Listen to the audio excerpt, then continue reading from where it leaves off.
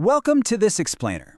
Today we're diving into a genuinely wild and totally unexpected story coming out of India.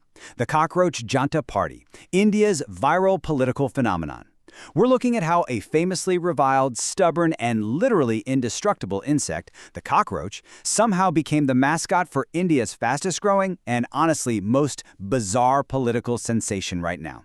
Now, what starts as a strange internet joke actually reveals a massive underlying shift in how an entire generation views the political establishment.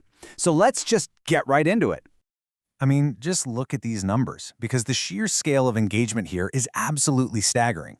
On one side, you've got the ruling party of the world's largest democracy, the BJP. They're widely considered the largest political party on Earth by membership, and their official Instagram sits at around 8.7 million followers. Okay, pretty huge. But on the other side, the Cockroach Janata Party, or CJP. It's a purely satirical page, and it just blasted past 10 million followers in a matter of days. That is an absolute explosion of digital engagement. They're completely bypassing traditional political machinery and capturing the attention of millions, literally almost overnight. To really wrap our heads around this wild surge, we need to define what exactly the Cockroach Janata Party, or CJP, actually is. It's not your traditional political organization, not even close. It's an online movement built heavily on political satire, irony, and modern internet culture. And the membership criteria? Well, they're entirely tongue-in-cheek. You're officially invited to join if you're unemployed, lazy, chronically online, and possess the highly sought-after ability to, quote, rant professionally. It's a movement leaning all the way into very low expectations and some profound self-deprecation. But you have to wonder, where did all of this actually come from? Well, this entire movement sparked from a highly controversial catalyst comment made just last week by India's Chief Justice, Surya Kant. During a hearing, he allegedly compared unemployed youth who drift towards journalism and activism to cockroaches and parasites. Yikes. Now, he did later clarify that he was referring specifically to individuals with fake and bogus degrees, and definitely not the youth of India as a whole. But hey, we all know how the internet works, right? Context often takes a total backseat. Those comments went instantly viral, triggering widespread outrage and, naturally, an absolute avalanche of cynical jokes. And this brilliantly illustrates just how insanely fast digital culture moves today. Let's quickly map out this timeline. On day 1, the Chief Justice drops the comment. By day 2, a 30-year-old student named Abhijit Dipke creates a simple Google form to join the parody Cockroach Janta Party. Within week 1, millions are joining up, and the hashtag #MaybeCockroach, which translates to I too am a cockroach, is trending massively across all platforms. But then, by week 2, things get real. The CJP's X account, which had already amassed over 200,000 followers, gets abruptly withheld in India due to a legal demand. Talk about whiplash. This went from a sarcastic meme to a literal legal target at lightning speed. So, the really crucial point here is, who's actually steering this ship? The architect behind this whole viral explosion is Abhijit Dipke.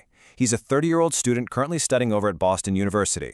But it's his professional background that's definitely raising some eyebrows. Before heading to the US, Dipke actually worked as a political communications strategist with the Aam Aadmi Party, or AAP. They're a prominent Indian political organization that is very well known for having an incredibly strong social media game.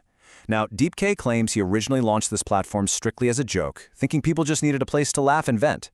He says he had absolutely no idea it would get this massive.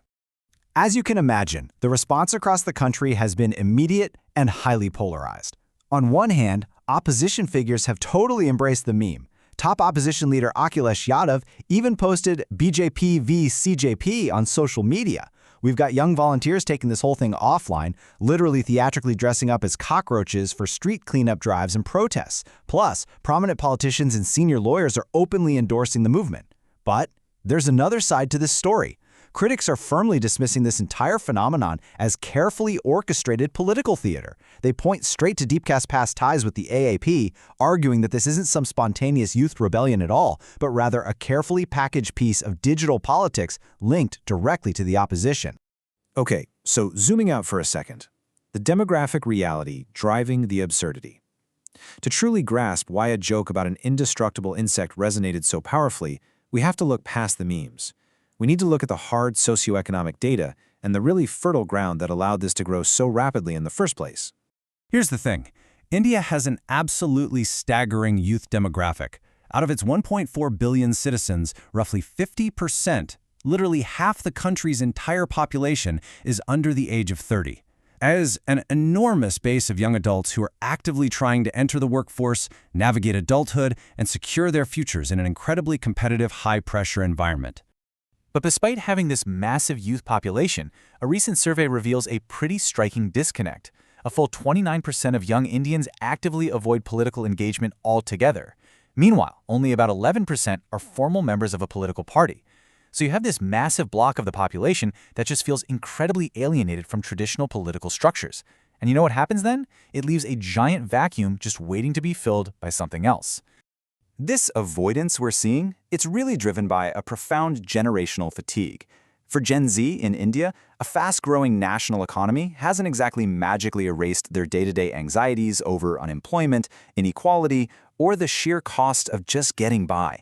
The promise of upward mobility is feeling increasingly fragile to them, and in today's landscape, getting a solid education simply no longer guarantees stability.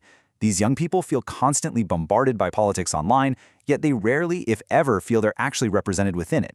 So instead of writing earnest political manifestos, they're kind of just retreating into ironic despair. But honestly, this brilliantly illustrates the Trojan horse of meme politics. Because buried beneath the mock internet forums, the claims of having zero sponsors, and all those self-deprecating jokes, the CJP actually smuggles in some very real, serious political demands. We're talking about calls for accountability, media reform, electoral transparency, and expanded representation for women. The overall tone sits somewhere perfectly between parody and absolute sincerity. And really, that's exactly why it lands so effectively. Make no mistake, the frustrations hiding underneath that cockroach costume are incredibly real.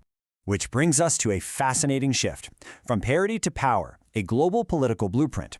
You see, this blurring of humor and politics isn't just an isolated Indian anomaly. Not at all.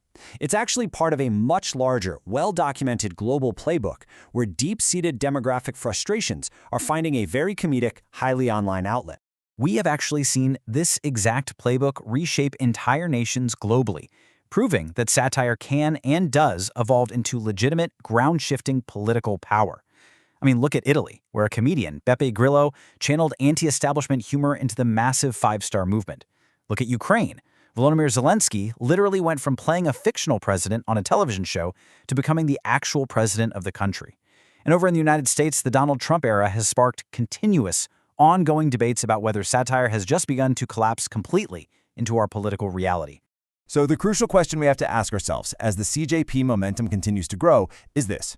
Is 2026 the year that traditional political manifestos are permanently replaced by meme parties with insect mascots?